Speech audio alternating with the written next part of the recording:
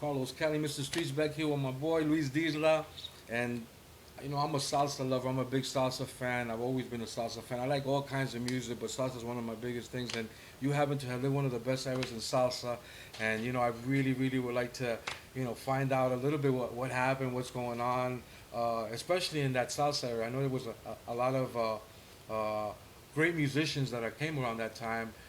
So, how did you feel being so young in that particular era, introducing the salsa? I arrived in New York in the summer of '82, so it was like probably the prime almost, or part of the prime time of that era. All the great nightclubs were open. Right. Back then, a good group, like let's say like Conjunto Clásico, would play 10 times a week, and I mean it because I saw it. And I got there, as soon as I got there, I started working with different genres at the same time. So I would play one day with merengue band like Joseito Mateo. The next day I will play with a jazz band, Tom Pearson. And the next day I will play with my own little jazz, Latin jazz ensemble. So before you knew it, I was playing 6, 7 times a week Wow. of different genres. So through all the 80s, I played with Henry Fior, my good friend, played Reyes, even Jose Alberto Canario. I started playing with Jose Alberto in 1985. Wow. I met him in 1982. I was with Mario Rivera, the great sax player, at his house. And he told me, oh man, I'm late. So we started running, and I didn't know where I was going. We were going to the Village Gate. That day he had a sound check with Típica 73. Wow. And that's where I met my good friend Ite Jerez, who's like best friends to now. Wow. I met Jose Alberto Canario that day, and the whole Típica 73 Yeah. group, which is like one of the greatest. And that same night, I went out the night and had fun with them. Then after that, I started a good relationship with Mongo Santa Maria. Wow. And his manager back then was Jack Hook. Yeah. Jack Hook used to run the Village Gate. So I used to go to the Village Gate every Monday, sooner than everybody. I was there early, like 8 o'clock. Jack Hook would let me drink 2 beers for free. He said I had to pay the rest. But I'm not a heavy drinker, so that'd be perfect for me. So I went every Monday without missing a Monday to Salsa Miss Jazz in the 80s. And of course, then I played with Mongo also there. Yeah. And I got to play with people like Dizzy Gillespie. I got to play with Billy Taylor. And I got to meet a lot of people. I met Arturo Sandoval before he was like really, really known here. Because one night he was playing with Tito Puente and Ray Barreto. He was the guest. And I was just there hanging out, and I got to backstage really early, like always. And he got to stage really early because he's a very punctual guy. So we spoke like for an hour and a half, 2 hours, just about everything. Wow. And to this day, he's a sweetheart, and I have the honor of playing with him. I have the honor of playing with him a few times. He's been great. Sounds wonderful. So yeah, in that era, the great thing about Salsa Miss Jazz is that I met them all the great jazz players, and most of them were so sweet, Yeah. so sweet. And all the nightclubs back then, Casa Borinquen, Casino 14, El Corso. But back then, do you think that they played more for passion than for money, or was it more the money than the passion? Because I know that there were some good musicians out there that didn't get paid and performed, for free back in the day, because they didn't pay a lot of money either back in Well, the day. I'm going to tell you exactly how much they were paying. Back then, the average salsa band was paying $50. Some of them were even paying $40. Yeah. I was very fortunate that to me, Henry Fior was paying me $80. Wow. So Henry paid me way more than, let's say, I don't want to say any other names. 'Cause Yeah. I don't want to offend anybody, but they were getting paid $40, $50. Right. And Henry was giving me 80. In other words, Henry would play 4 gigs. You made, yeah. Man, they have to play like 10 gigs to catch up to me. Yeah. And thanks to that, I was able to pay, let's say, my rent with 1 week of work. Yeah. So I done very well. Also, most musicians are not good businessmen. It's nowadays when musicians have learned that it's more of a business than an art form. Back then, even myself, I was more into the art form, even though I was fortunate that I made money. I always had the creator looking out for me. So, and I have great parents. Yeah. Anytime I was in a hole that I needed anything, my parents were always there. So Wow. I knew I had a net. I had a nice safety net all my life with my parents alive. And that's the way I'm with my kids.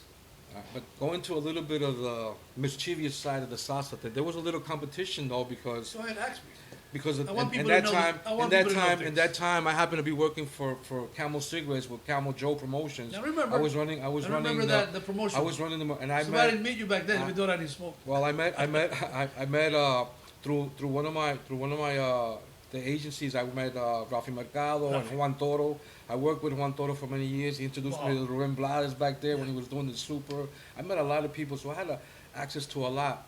But at the same time, since I love salsa, I was listening to everything. I was listening to La Sonora Ponceña. I was listening to New York band.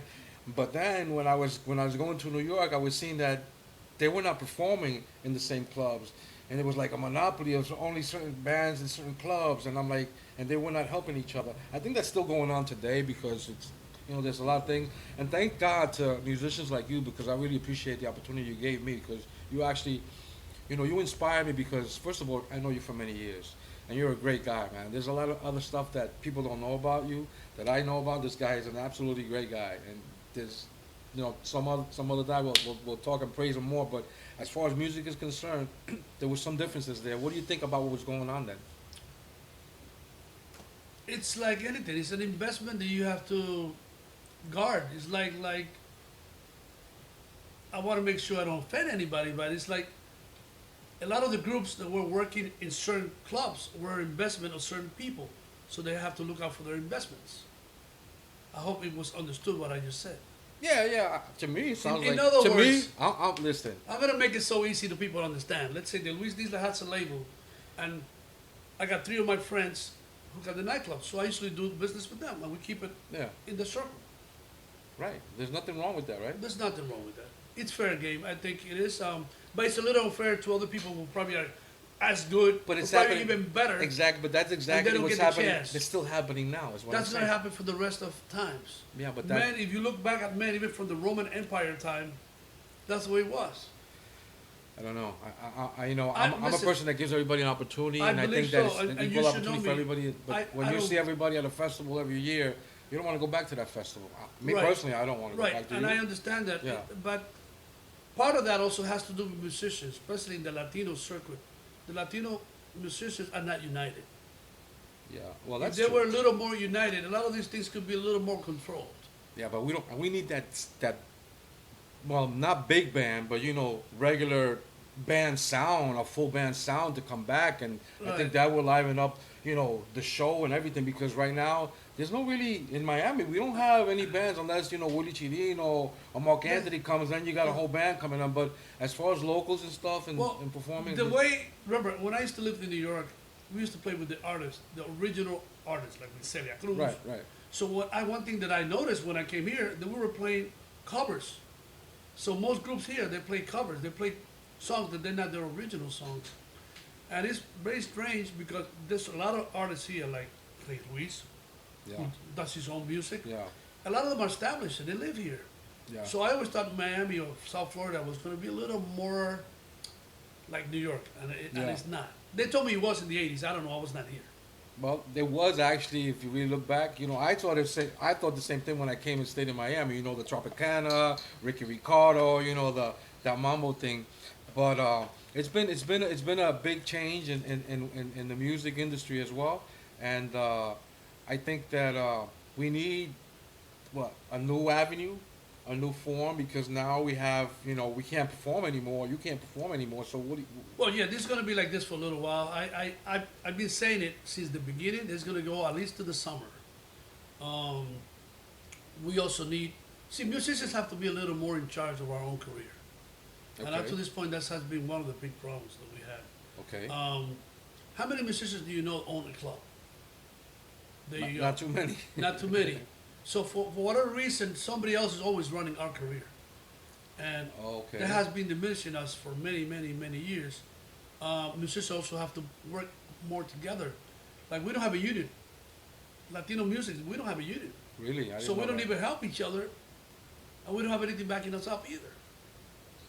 Well, there are some good people out there because you helped Marlo, Tito, everybody always- came together. We help. Some of us do help and come together, and Yeah. we did come together to do some project. And I But- appreciate everybody but else. in general, but yeah, The Latino musicians should be a little more united. I have the opportunity of playing with other genres and different markets, yeah. and they're a lot more united than we are. But that you have your clique and your boys, because I know you got a tight clique too, because I know who your Well, crew is. I call it team. Your team. I have a, You have an awesome team, I have bro, a good because team of people. your crew is They're very good. They were on the album.